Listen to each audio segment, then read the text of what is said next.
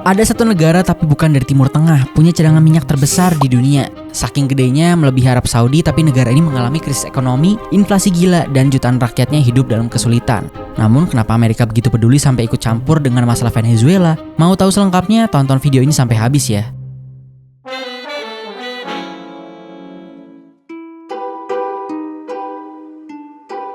Jadi gini, nggak banyak orang tahu kalau Venezuela sebenarnya punya cadangan minyak terbesar di dunia. Tapi kalau ngomongin minyak, orang lebih sering ingat Arab Saudi dengan Aramco, Iran dengan NIOC, Irak dengan INOC, Uni Emirat Arab dengan ADNOC, atau Kuwait dengan KNPC. Semua nama itu mentereng, jadi simbol kekayaan minyak dunia. Beda sama Venezuela yang padahal pemilik cadangan minyak terbesar tapi nggak punya perusahaan yang sekelas raksasa minyak Timur Tengah. FYI buat yang belum tahu, Venezuela sendiri punya cadangan minyak setara 17% total cadangan minyak dunia. Angkanya melampaui Arab Saudi dengan 267 miliar barel, Iran 209 miliar barel, Irak 145 miliar barel, Uni Emirat Arab 113 miliar barel, dan Kuwait 109 miliar barel. Venezuela menjadi satu-satunya negara dengan cadangan minyak mentah 303 miliar barel. Sampai sini yang jadi pertanyaan, kenapa AS ngebet nolongin Venezuela?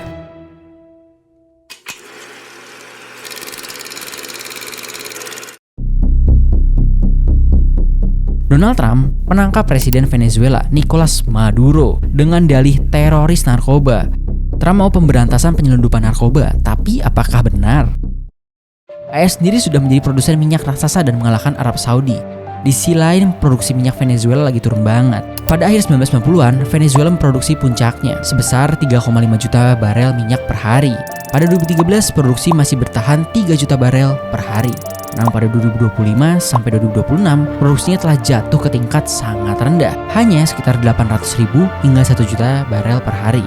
Kurang dari 1% dari produksi AS yang mencapai 13,8 juta barel per hari.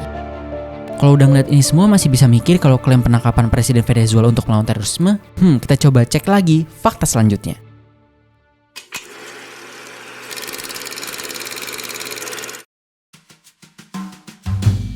Untuk yang belum tahu, minyak itu mudahnya dibagi 3 kategori. Light crude, yang encer banget kayak air atau minyak goreng. Lalu medium, yang mengalir agak lambat kayak oli mesin. Dan heavy crude, yang kental dan lengket banget seperti aspal cair atau gambaran mudahnya selai dan biasanya berwarna hitam. Tiga-tiganya punya hasil olahan berbeda. Light crude bisa ngasilin minyak tanah atau bensin gasolin. Kalau medium crude antara bensin dan solar, sedangkan heavy crude biasanya untuk menghasilkan solar diesel, aspal, dan bahan bakar kapal. Uniknya, minyak Venezuela bersifat heavy crude. Dan tanpa menuduh Amerika, mereka tengah kebanjiran light crude. Padahal mayoritas kilang di Gulf Coast AS dibangun untuk mengolah heavy crude. Yang dulunya pemasok utamanya adalah Venezuela, Meksiko, dan Kanada. Ini terjadi karena AS ngasih sanksi ke Venezuela dan Iran, plus pengurangan ekspor dari Meksiko yang bikin pasokan heavy crude mereka seret. Plus dalam masa pemerintahan Presiden Nicolas Maduro, impor minyak mentah AS dari Venezuela anjlok karena kurangnya investasi, manajemen buruk, dan sanksi dari AS itu sendiri. Buktinya, di akhir 1990-an, Amerika mengimpor hampir 2 juta barel minyak per hari dari Venezuela, lebih dari setengah produksi negara itu. Sekarang angka itu turun drastis jadi sekitar 135.000 barel per hari. Artinya kilang AS sebenarnya masih bisa menampung hingga 1 juta barel tambahan dari Venezuela. Kalau itu terjadi, Amerika bisa mengurangi ketergantungan pada minyak berat yang mahal dari Kanada. Langkah AS ini juga bisa memaksa China membayar harga energi lebih tinggi. Masalahnya belum kelar.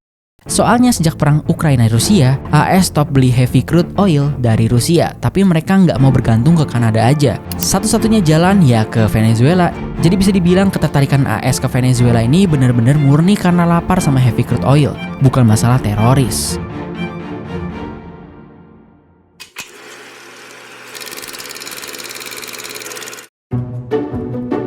Ekonomi AS sangat bergantung dengan diesel solar untuk truk logistik, kereta barang, dan alat berat.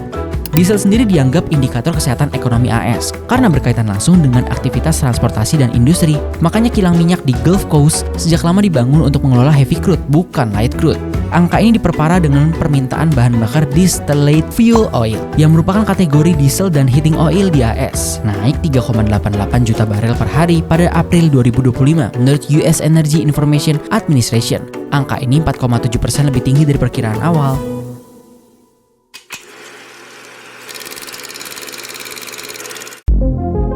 Di awal kami sempat menyebut Amerika mau mengurangi ketergantungan dengan Kanada. Lalu ada negara lain yang menjadi pemasok heavy crude oil, Rusia yang tengah di-stop pembeliannya karena perang Ukraina. Satu-satunya negara yang tersedia adalah Venezuela. Jadi apakah statement ini benar? Kita lihat bagaimana keadaan Venezuela ke depannya.